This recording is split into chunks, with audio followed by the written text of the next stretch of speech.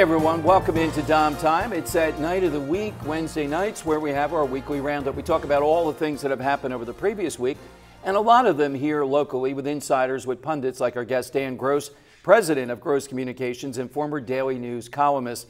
Dan, Taylor Swift was in town, and you track her down. You're not even doing this on a day-to-day basis, right. And you know she ate at Ralph's, exactly. Right? Yeah. So you got all these spies out there around the area that tell you they're still texting me with They're still texting you. Exactly. What did Taylor Swift have? Do we know? Actually, I think she had chicken parm and a tomato salad.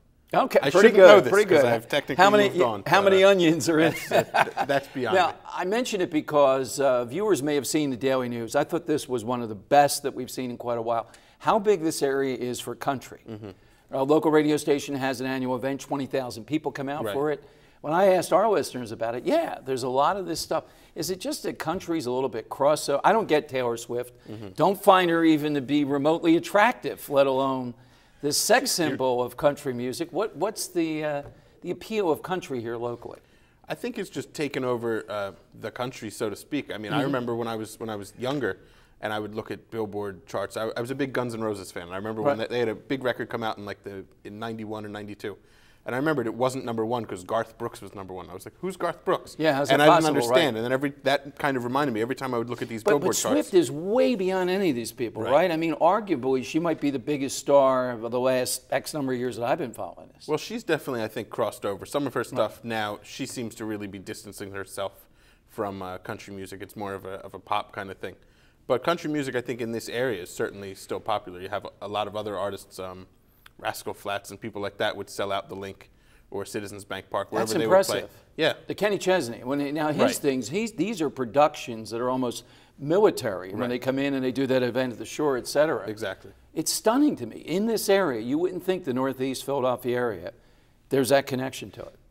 I think it's just it's the kind of music that's taken over the nation. But you also look at it this way: you've got hip hop concerts that you wouldn't think would be big deals that might draw 40 or 50,000 people. Mm-hmm. I mean, Jay-Z and Justin Timberlake are about to play at Citizens Bank Park. No, I could see that. Those are two real big names. Right. But these others, it's just mind-boggling to me. It does seem like they sometimes come out of nowhere, but I think it's just because I don't follow that type of music. Let's talk a little bit, too, about a couple of other things in the news. The cover of Rolling Stone. Now, we had the bomber. I don't even say his name. Don't say it on the air. Okay. And this fraud of Rolling Stone saying, well, we're seriously looking at how the younger bomber in Boston went from this cherubic-looking kid to this mastermind bomber.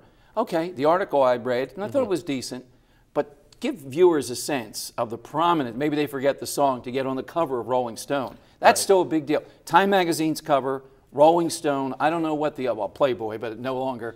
I mean, those are the covers. It's big when you're on the cover of Rolling Stone. No, it's definitely a big deal. I think if it weren't on the cover and it just happened to be a big profile on this guy, there wouldn't have been this kind of hullabaloo around it. I also think it's the photo that they used. You know, from a distance, if you were walking up to the newsstand, you might have thought it was an old photo of Bruce Springsteen, the long hair and stuff like that. So I think the way that they portrayed him in the photo, well, I mean, they didn't doctor the photo, it was just a picture. But that did make him look like they might, like next week you might see a rock star, the next week you might see a movie star. So it kind of gave that appearance, whether that was their intent or not. And the interesting thing to me, the statement from Rolling Stone said, well, because he's the same age as a lot of our readers, we thought this was extra interesting. But what I thought was strange about that was shortly after the arrest, you started hearing stories about females who decided that he was really handsome. Oh, and yeah, people started talking on, him, right, people started talking on Twitter about how he was so cute and, you know, oh, if he weren't a bomber, I would do this or that. And then recently, there's even people who were holding up signs and saying, you know, let him go, he's not getting a fair shake. But back to them, though. Daily News, and I agree with all this. You want to be provocative. You have some of the best headline writers and cover shots ever. Some of them are just amazing. But there's got to be a line here. When we're dealing with people that killed and maimed, literally hundreds of people were maimed by these guys. How in the world can you do this and not think there's going to be, they think it'll just blow over? Walgreens, CVS not selling the magazine?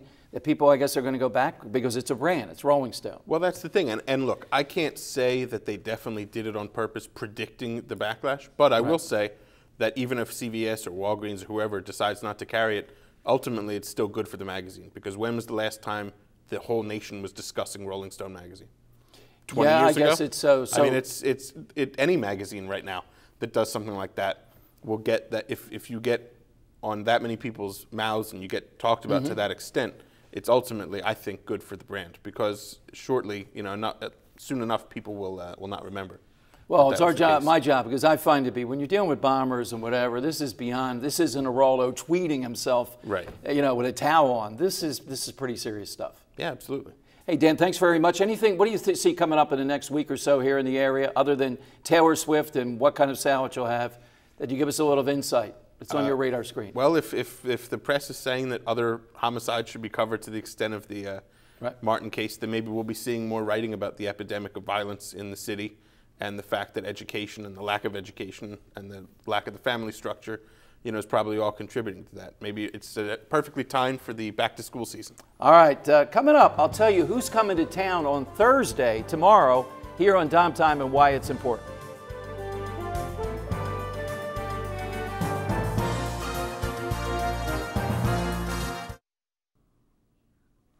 Hey, tomorrow in Philadelphia at the Convention Center, the National Urban League is holding their annual convention. This is an outfit that is every bit as prominent, maybe even more so in some ways, as the NAACP.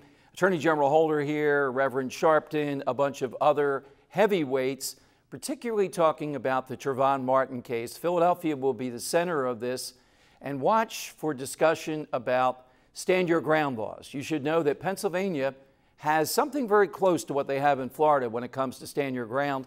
I happen to support it, thinks it makes a lot of sense, think that it enhances the idea of defending yourself, which is a principle hopefully we all can support. More on that on DomTime coming up. Thanks for joining us tonight. Remember, Monday through Friday at 7 p.m., it's DomTime.